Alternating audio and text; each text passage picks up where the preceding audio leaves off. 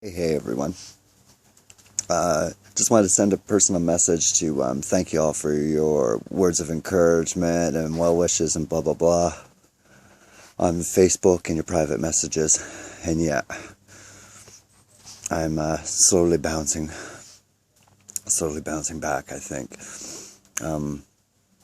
All of you who are telling me to get to the hospital or see a doctor, it's not about that at this point in time. With the pancreatitis just flaring up, there's not much they can do for you. So I've just got to kind of grin and bear it. I'm on the rebound altogether with the anorexia, but I tell you, if you happen to know anybody right now, with kids going back to school, if you happen to know anyone right now and you're suspicious of them having eating issues, get inside their head. You want to be an anorexic? Well, here's what you're going to sign up for, kids. Be prepared to have heart issues. Be prepared to be bitchy, short-tempered. Be prepared to have your skin color be in a beautiful shade of gray. Be prepared to end up getting pancreatitis, which generally is associated to drunks. Good for you. Real good for you.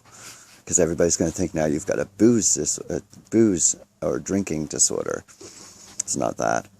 It's pancreatitis is generally, caused by people who have drinking problems, but it also is clearly associated with people who have eating issues. And if you're not eating enough and you're just developing stomach acids, then all that's going to do is eat inside you, which is going to cause the pancreas to flare up and is going to cause you a pancreatic attack. But, I mean, if you want to be super skinny, I'm sure you can just grin and bear it and tolerate sitting up and trying to sleep sitting up because you can't possibly lay down. No way. It feels like an elephant sitting on your chest. And if you want to be super skinny and go through the whole anorexic thing, bear in mind that because you're not eating enough, you're developing more acids. And those acids have got to go somewhere. Well, they're going to creep out the same area everything else creeps out. So yes, you're going to have bowel issues. Good for you. Nobody's going to know. Until you end up growing cysts internally. And the cysts in turn either cause a blockage or start to rupture. Now, how do you feel about that whole anorexic part now? Because now you're thinking that you're simply going to the washroom and having a simple bowel movement, and instead you're bleeding out. But you're super skinny and everybody likes you. Honest to God, if you know anyone who is having issues when it comes to eating, don't force a sandwich down their throat. Figure out what's going on and trigger on what's going on in the mental side of things. Because the physical can be sorted out, but the mental is the part is the biggest issue.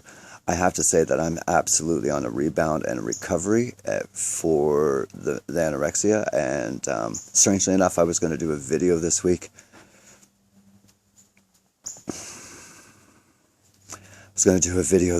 On how I was so proud of myself, how I've kind of snapped out of it, because I think I've got about 95% of this in control. When I left for Spain, I was 128 pounds. 24 days later, I was 148 pounds. That's right, 20 pounds. I did the quick math for you. But it has been a constant, huge struggle.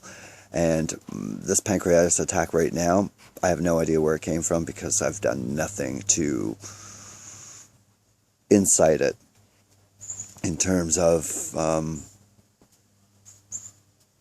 being anorexic. I would have to say I've had the most non-anorexic summer going. I've made huge conscious efforts of eating, and I gotta say I don't like eating. I'm not gonna love it, but I've made huge efforts, and I've really done so well in personal gains. I have much more energy. I'm feeling much better. I can eat with people. I can eat a lot more foods that I would never have ate before. I'm not counting the calories. Not once have I sat at the dinner table and looked at the plate and thought how many calories it was before I even touched it. I'm eating a full plate, not leaving something on the plate.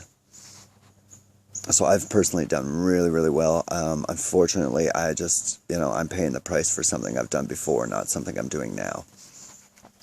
But thank you guys for your kind words, and we'll talk a little bit later. I'm just super tired. I'm super, super bitchy. But if one kid could just see this and think, I don't want that. Get the attention because of your personality, not because of your body type. Like the person in the mirror. I don't understand why we're so caught up on everybody having to like our physical. It's so secondary. Because at the end of the day, you've only got yourself. Where are all those people that liked you being super slim? They're not helping you while you're sitting there bleeding out. They're not helping you while you're sitting there and having a hard time breathing or sleeping. And those things may not hit you all at once, or they may not hit you at all. You may just go straight to the heart attack. I've been lucky because I've lived with this for, 20, 30 years, and I have, knock on wood, I have been super, super lucky, and I'm in a reverse state, but I cannot reverse everything that I've done up to this point in time. The downside to this whole thing right now is that with a pancreatitis attack, you're not supposed to eat then solid foods, and you're supposed to go on liquids. Generally speaking, I would secretly be parading inside my head thinking, yay, I got an excuse to go on liquids. But this time, I am like, fuck no. I'm not losing a goddamn pound. A, it's cost me a fortune, and B, I've worked too damn hard to get to where I'm at. And I appreciate, let me tell you, I appreciate you guys and your compliments on me looking better and looking younger, because that was a good trigger for me. Big trigger. I had no idea that being so slim made me so old looking. And I'm on that absolute turnabout of saying, no, I'm going to be the puffier Robert. And I'm starting to like the puffier Robert. It's kind of nice getting into a men's medium t-shirt. Like, you would think at this stage of the game, you might have hit that once.